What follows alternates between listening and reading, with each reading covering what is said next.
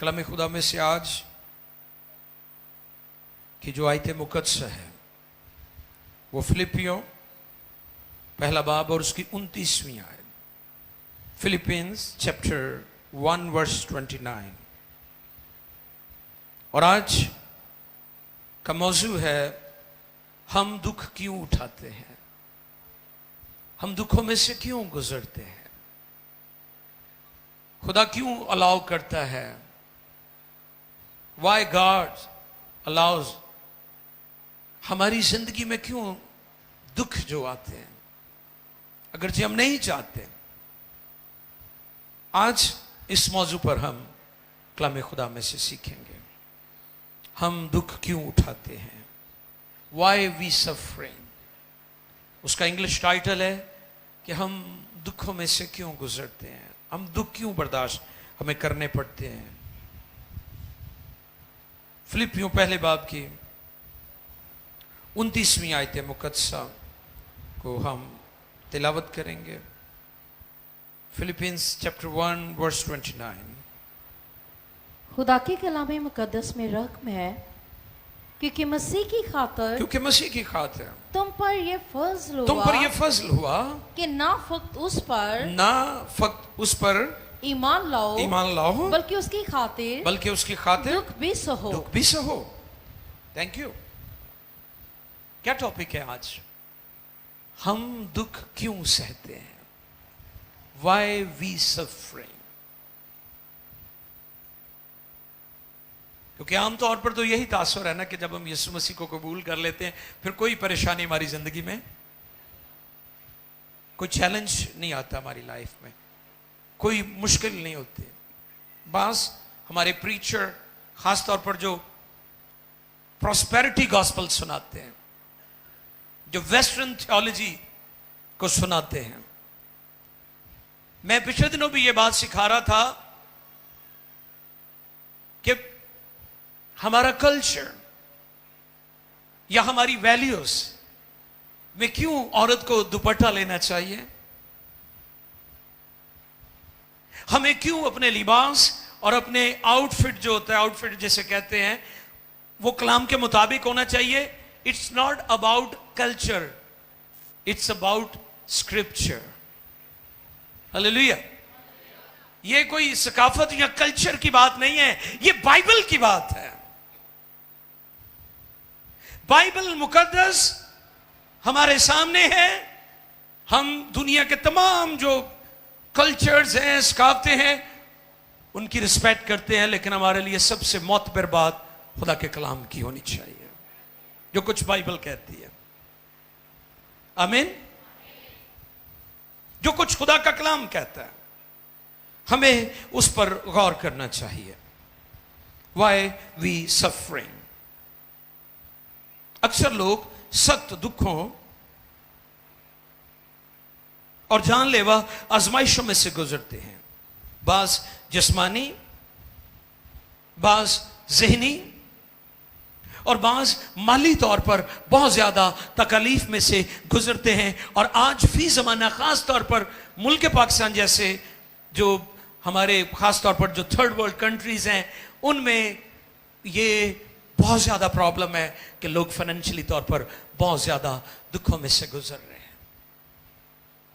बुनियादी जो जिंदगी की जरूरियात हैं कई दफा वो भी नहीं मिलती। और हम खुदा की शुक्रगुजारी करते हैं कि हमारे मसीही सब हालतों में अपने खुदा और ईमान के वफादार रहते हैं। ये नहीं भी मुश्किलात आईयां, दुख आए तो एवं ईमान सस्ते जी सौदा कर दिता। कहीं सस्ते जी भी सौदा कर लेंदे हैं ना। यहूदा ने यीशु को 3 सिक्कों के इवज बेच दिया था। और मैं जब भी ये बात करता हूं तो मैं कहता हूं उसने यीशु का सौदा नहीं किया था। यीशु तो अनमोल है, उसकी तो कोई कीमत नहीं लगा सकता, उसने अपना सौदा किया था। आज भी अगर कोई मसीही चंद सिक्कों की खातर या खुराक या रोटी की खातर अपना ईमान बेच देता है तो याद रखें वो दुनिया का बदनसीब शख्स है, क्योंकि कोई चीज हमें मसीह की मोहब्बत से जुदा नहीं कर सकती। और बाज़ औक़ात ये मुसीबतें या दुख शैतान की तरफ से बिलवास्ता या बिला वास्ता हमारी जिंदगी में आते हैं। और आज चंद एक नुकात मैं आपकी खिदमत में रखूंगा ताकि आप भी जितने यहां पर मौजूद हैं वर्शिप सेंटर में और हमारे नाज़रीन या जितने भी हमें फॉलो करने वाले लोग हैं, बाद में भी मैसेज को सुनेंगे, मैं चाहता हूं कि वो कलाम की इन सच्चाइयों को अपनी जिंदगी में गौर से ध्यान से सुने। दुख मसाइब कैसे हमारी जिंदगी में आते हैं, यह पहला नुक्ता है। तो इसका जवाब है, पहला पॉइंट, हमारी अपनी गलतियों और गुनाह के बायस। नोट कर ले इस बात को। सबसे पहला पॉइंट, हमारी अपनी गलतियों और रॉन्ग डिसीजंस, गलत फैसले। जब हम गलत फैसले करते हैं उसके सबब से हम पेन में से, दुख में से गुजरते हैं। गलतियों 6 बाब 7वीं आयत। गलतियों 6 बाब 7वीं आयत।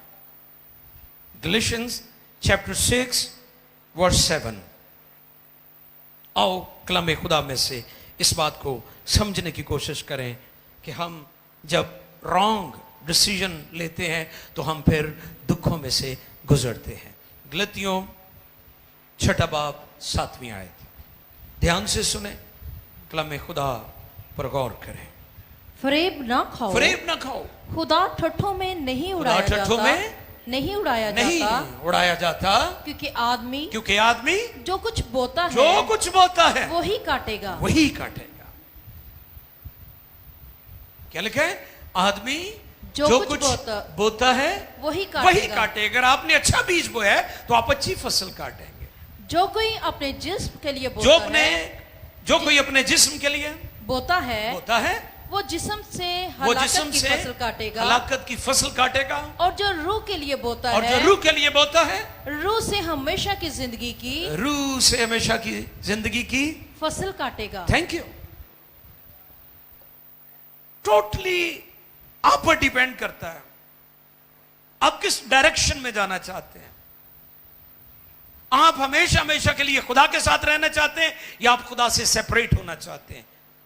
जो रूहानी मौत है वो सेपरेशन है। मौत का मतलब अलहदगी है, जुदाई, सेपरेशन। और फिर इसके बारे में जब हम गौर करते हैं तो ये बात हमारे सामने है।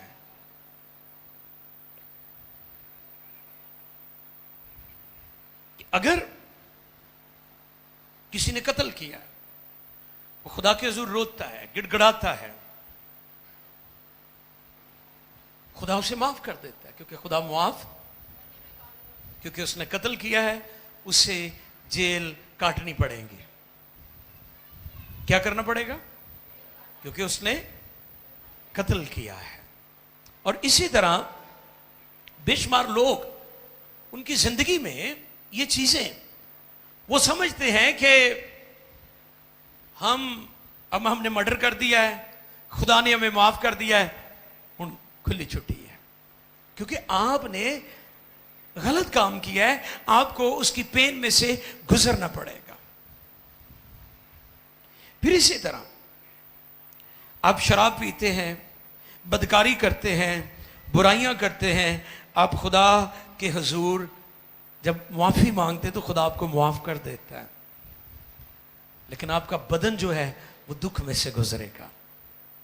आपको पता है कि दाऊद को खुदा ने माफ कर दिया था। एक और इंटरेस्टिंग चीज दाऊद के हवाले से, अभी इस ट्रिप के दौरान हम बातचीत कर रहे थे, मैं और खुदा के खादमा एस्टर। आपको पता है दाऊद ने साउल से भी बड़े बड़े गुनाह किए थे, लेकिन साउल को खुदा ने रद्द कर दिया था, दाऊद को खुदा ने मुआफ कर दिया था। क्योंकि साउल अपनी गलती की मुआफी नहीं मांगता था, दाऊद खुदा के हुजूर बड़ी हलीमी और फिरौतनी से झुक जाता था और अपनी गलतियों का इकरार करता था।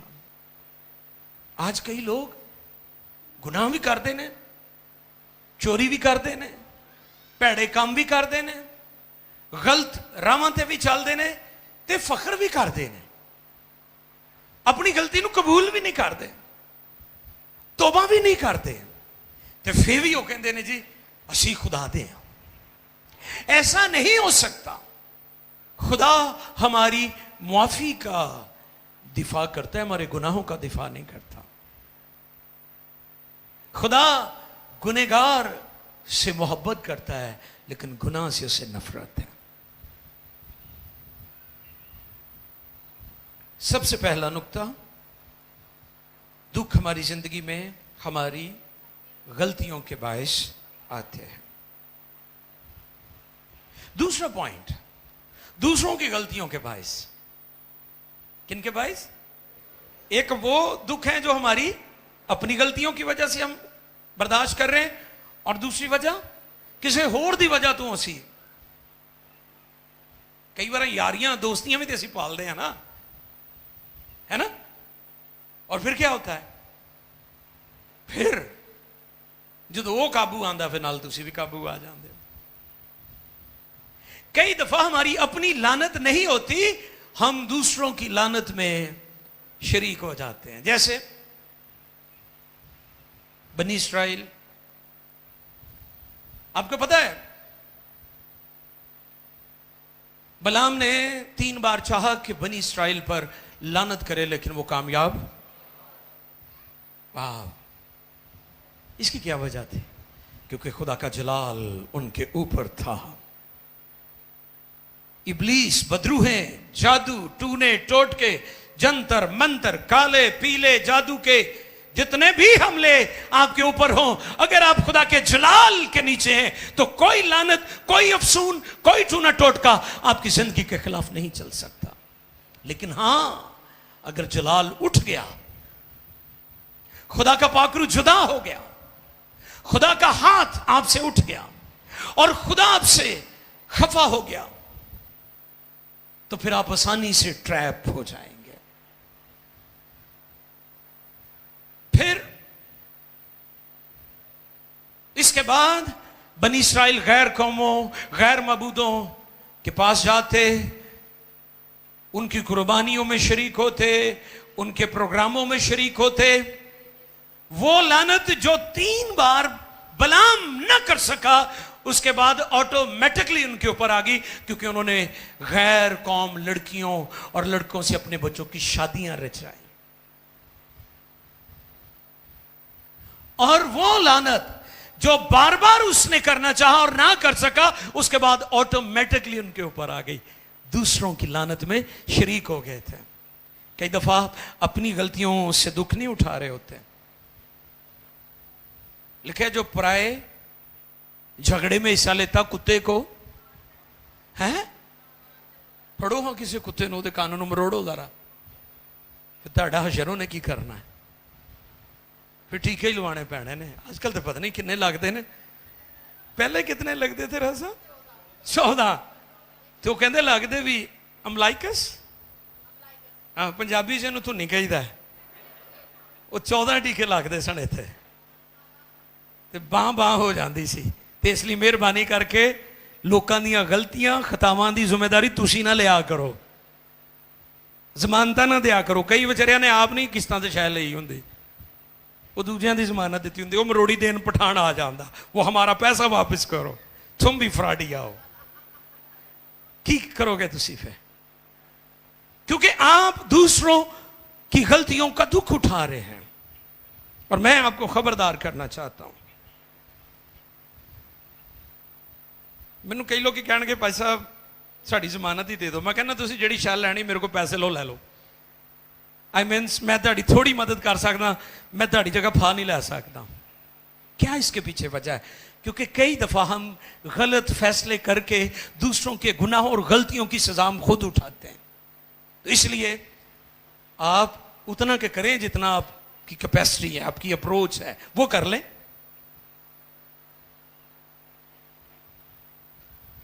यह बहुत बड़ा मसला है कि हम दूसरों की गलतियों की सजा भुगत रहे हैं।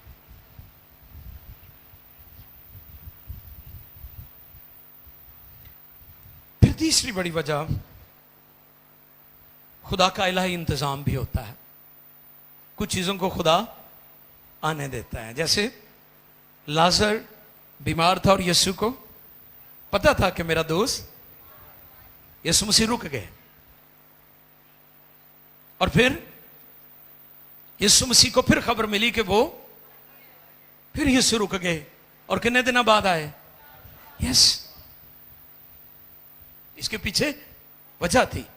हालांकि लाजर ਦੀਆਂ ਭੈਣਾਂ ਕਹਿੰਦੀਆਂ ਸਨ ਕਿ ਅਗਰ ਖੁਦਾਵੰਦ ਤੁਸੀਂ ਇੱਥੇ ਹੁੰਦੇ, ਜੋ ਕਿ ਅਸੀਂ ਸੁਣਿਆ ਹੈ, ਅਸੀਂ ਵੇਖਿਆ ਹੈ ਕਿ ਤੁਸੀਂ ਮੁਰਦਿਆਂ ਨੂੰ ਜ਼ਿੰਦਾ ਕਰਦੇ ਹੋ, ਤੇ ਜੇ ਤੁਸੀਂ ਹੁੰਦੇ ਤੇ ਭਰਾ ਸਾਡਾ ਵੀ ਨਹੀਂ ਮਰਨਾ। लेकिन उसने होने दिया।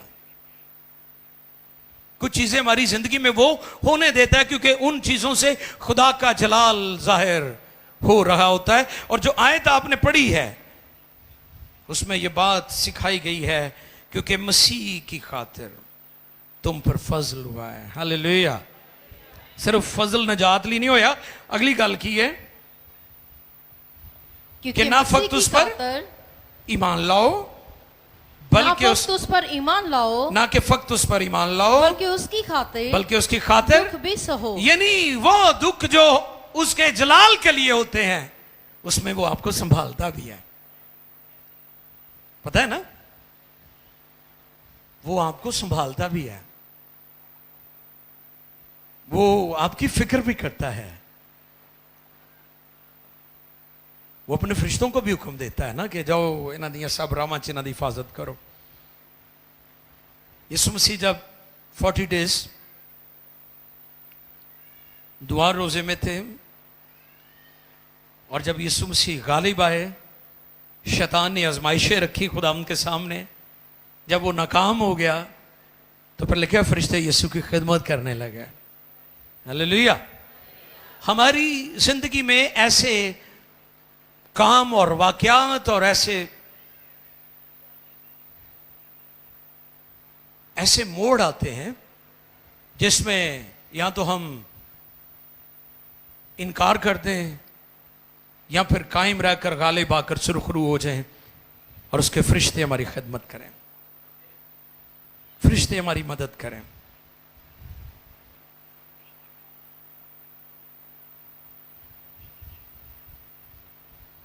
आइए देखिए जरा, एक और नुक्ता है मेरे सामने,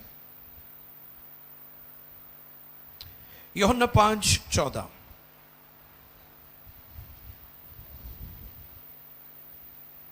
यूहन्ना की मार्फत लिखा गया इंजीली बयान 5वें बाब की 14वीं आयत मुकद्दसा। इन बातों के बाद जी वो यीशु को हैकल में मिला। जी। उसने उसे कहा, देख तू तंदुरुस्त हो गया है। देख तू तंदुरुस्त हो गया है, फिर गुनाह न करना। अच्छा, इसका मतलब कि उसकी बीमारी के पीछे उसका गुनाह था, कि ये वजह भी होती है आपकी बीमारियों के पीछे, कि ये वजह भी है। यीशु ने क्या उसे कहा? तू तंदुरुस्त हो गया ना। उसने उससे कहा देख तू तंदुरुस्त हो गया है, फिर गुनाह न करना,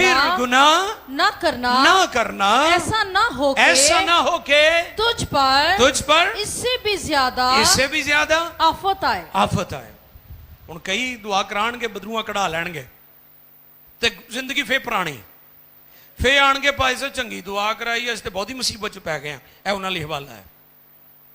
कई आ जाते हैं ना कि जी असीं ते जी जदों दी दुआ शुरू की है, गिरजे आना शुरू किया है, तो साढ़े ते हालात अगे नालों बहुते खराब हो गए हैं, तो असीं ते दुआ करा के मुसीबत में ही पै गए हैं, है ना, कहते हैं ना। उनके लिए हवाला है। यीशु को वो मिला और यीशु ने उसे कहा, तू ठीक हो गया है, तंदुरुस्त हो गया है, आइंदा गुनाह, ताकि ये ना हो कि जो मुसीबत, जो दुख, जो आजमाइश, जो बीमारी तुझ पर आई, अब उससे भी बड़ी आ जाएगी।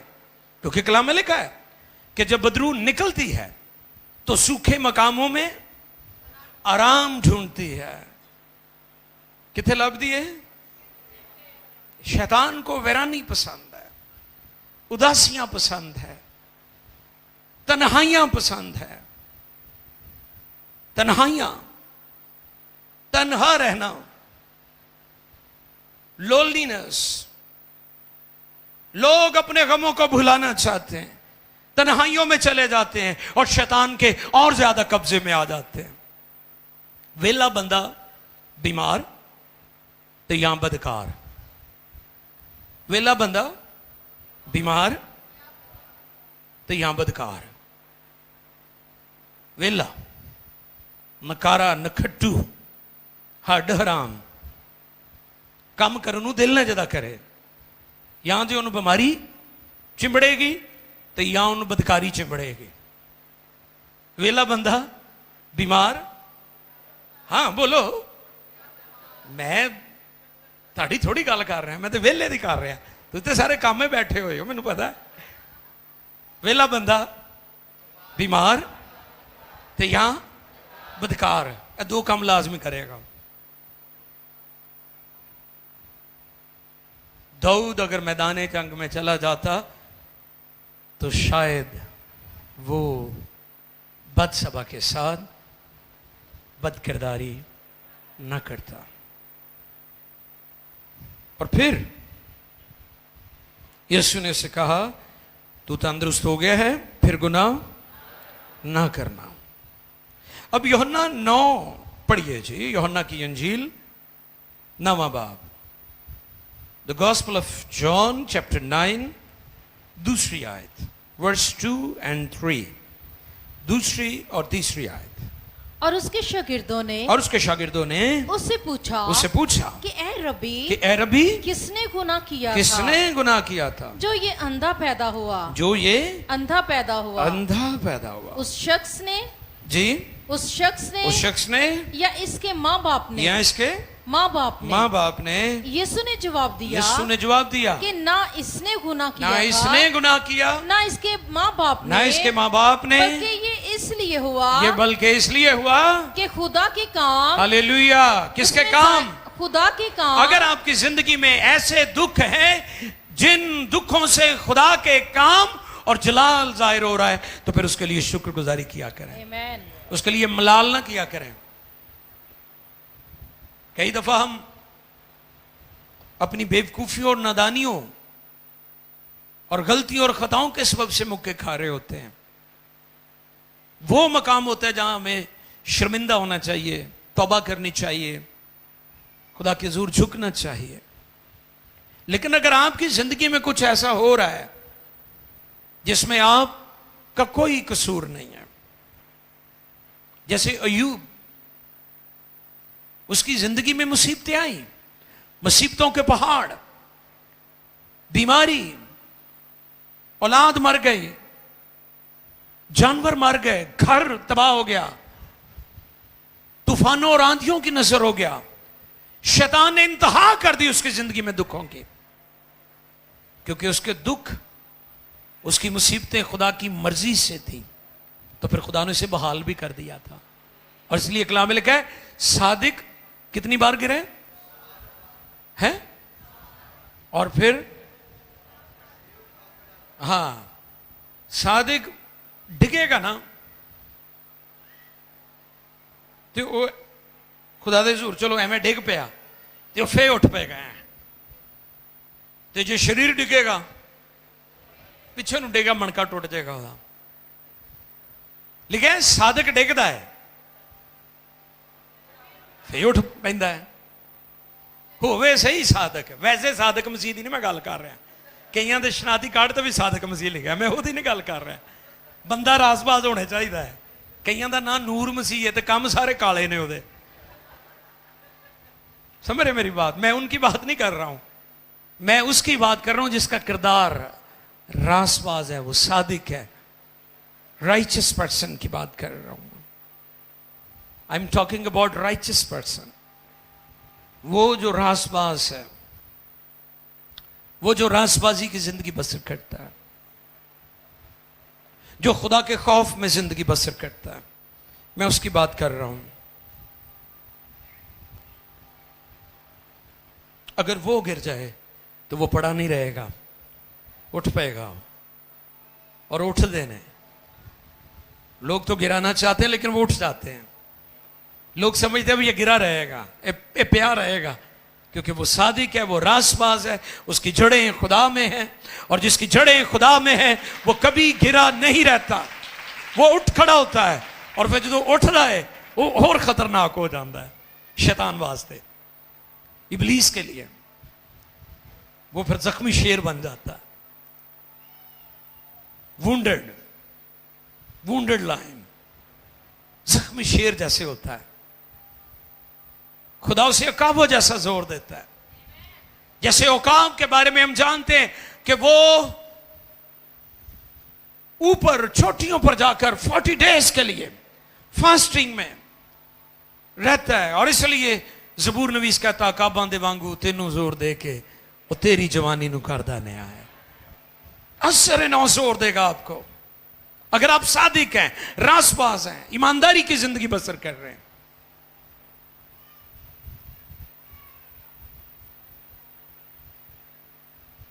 यूहन्ना 11:4 भी पढ़िए जी।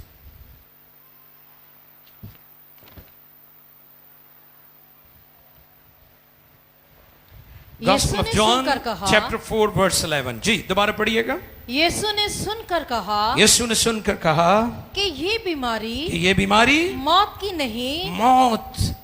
नहीं बल्कि खुदा के जलाल के लिए है, खुदा के जलाल के लिए है, ताकि उसके वसीला से खुदा के बेटे का जलाल जाहिर हो। हालेलुया, आमीन। कई दफा कुछ चीजें हमारे लिए रुक जाती हैं। मैंने हन्ना पर एक मैसेज दिया था, एक ग्रेट वुमेन के बारे में कि एक अजीम औरत थी। वो औरतों के आलमी दिन के मौके पर मैंने बताया था कि वो बांझ नहीं थी, खुदा ने उसका रहम बंद किया हुआ था। समझ रहे मेरी बात को? खुदा कई दफा कुछ बरकत आपकी रोक रखता है, ठीक टाइम पर अपने मंसूबे और मर्जी के मुताबिक आपके लिए जारी करता है। इसका हरगिज मतलब वो देना नहीं चाहता या आपको मिलेगा नहीं, वो मिलेगा आपको। खुदा से मांगो मिलेगा, उसका वादा है, वो देगा। हालेलुया, खुदा के जलाल के लिए जोरदार ताली।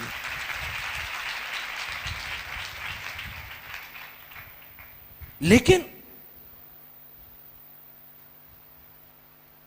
हमें इस बात को अंडरस्टैंड करना है कलाम की रोशनी में कि हमारे साथ अगर कुछ गलत हो रहा है, हम अजियत में से गुजर रहे हैं, हम दुखों में से गुजर रहे हैं, परसिक्यूशन है, इज़हार सानी है, हम उसमें से गुजर रहे हैं, तो इसके पीछे खुदा का मकसद क्या है? इसके लिए आपकी आंखें खुली रहनी चाहिए।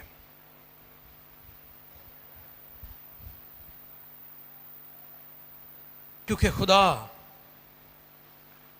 हमें बेटे जानकर हमें तंबीह करता है। देखिए इब्रानियों 12:8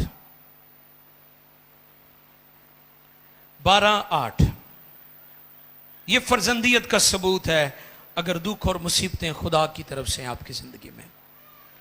देखें इब्रानियों 12:8 और फिर उसके बाद 12:8 और 12:10 ये दो आयात हैं जिनको हम तिलावत करेंगे। पहले 12:8 पढ़िए अच्छी। और अगर तुम्हें वो तंबीह ना की गई, अगर वो तंबीह तुम्हें ना की गई जिसमें सब शरीक हैं, तो तुम हरामजादे ठहरे, ना के बेटे। खुदा हमें लावारिस नहीं छोड़ना चाहता, इसलिए भी दुख आते हैं हमारी जिंदगी में। आपको पता है जो लावारिस होते हैं, जिनका कोई मालिक नहीं होता, जिनका कोई बाप नहीं होता, जिनको कोई डांटने और झिड़कने वाला नहीं है, उनकी जिंदगी तो आवारा है, उनकी जिंदगी तो बेफसील है, वो तो गैर महफूज है। आज इस बात को अंडरस्टैंड करने की जरूरत है, हम फर्जंद हैं। जो कौमों और उम्मतों का खुदा है वो हमारा बाप है, और ये बाइबल ने बात हमें सिखाई है। जो दुनिया और कौमों का खुदा है, कौमें उसे राजिक भी कहती हैं, कौमें उसे आका भी कहती हैं, कौमें उसे खालिक भी कहती हैं, क्रिएटर भी कहती हैं, बहुत कुछ कहती हैं, लेकिन हम उसे बाप कहते हैं।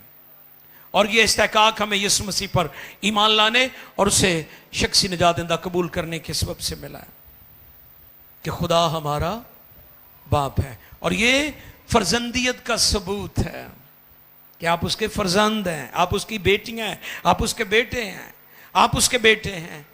अगर आप दुखों में से गुजर रहे हैं, अगर ये सारे मसाइब और मुसीबतें उसकी तरफ से हैं, उसने अलाउ किया इन चीजों को आपकी लाइफ में, तो फिर आप फर्जंद हैं।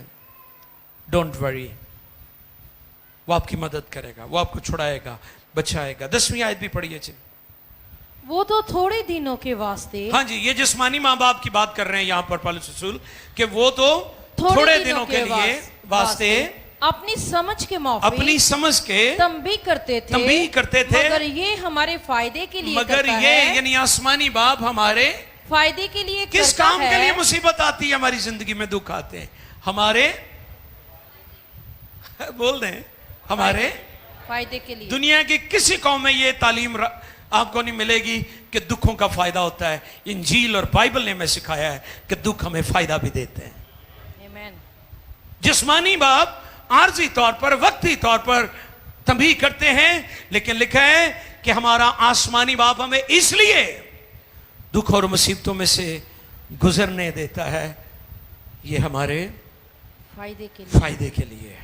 मगर ये हमारे फायदे के लिए, मगर ये हमारे फायदे के लिए करता है, फायदे के लिए करता है, ताकि हम भी उसकी पाकीज़गी में शामिल हो जाएं। वाह, क्योंकि वो पाक है, लिखा है वो पाक है, वो कदूस है, वो कदूस है। तुम भी पाक बनना, पुराने अहद में लिखा है गिनती की किताब में कि वो कदूस है, वो पाक है, तुम भी पाक बनना। ये हमें पाकीज़गी की तरफ चीजें लेकर जाती हैं। प्योरिफिकेशन हो रही होती है जब आपकी जिंदगी में चैलेंज होते हैं, मुश्किलात होती हैं, दुख आते हैं, बीमारियां आती हैं। शुरू में मैंने जिक्र किया था, ज़हनी भी होती हैं, माली भी होती हैं, बच्चे भी तंग करते हैं, मियाँ बीवी के दरमियान मसाइल हैं, गैर कौमें तंग करती हैं, इज़ारसानी आ जाती है, तरह तरह के चैलेंज आपकी लाइफ में आ जाते हैं। इन सारे हालात में अगर आप खुदा में हैं तो फिर खुदा आपकी मदद भी करेगा। आखिरी बात, लोहे के टुकड़े की मिसाल मैं आपके सामने रखना चाहता हूँ। अगर लोहे का टुकड़ा, छोटा सा टुकड़ा आप ले लें, अगर उसकी कीमत 5 रुपए है, उसको कूटा जाएगा हथौड़े के साथ, और आप घोड़े की जो नाल बन जाती है, आपको पता वो नाले से डाली होती हैं उसको, ठीक है, वो कड़े से जो उसके मुंह में डाले होते हैं, उससे वो लगामा पाइया होंदियां ने उन्होंने, वो 5 रुपए तो 100 रुपए बन जाएंगे, क्योंकि वो लोहा कुटिया गया है। उन्हें कुटन तो बाद पहले 5 रुपए का सी, हुण किन्ने दा हो गया, 100 दा हो गया। और फिर उसको और कूटा जाए तो फिर उसकी सुइयां बन जाएंगी, ज्यादा सुइयां बन जाएंगी, उसकी कीमत 500 रुपया हो जाएगी, 100 रुपए से।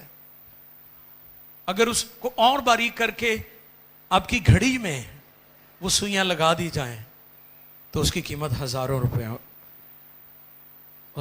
हो जाएगी। इसी तरह आपकी जिंदगी में जो मुसीबतें आती हैं वो आपको कीमती से कीमती तर बनाई जाती हैं।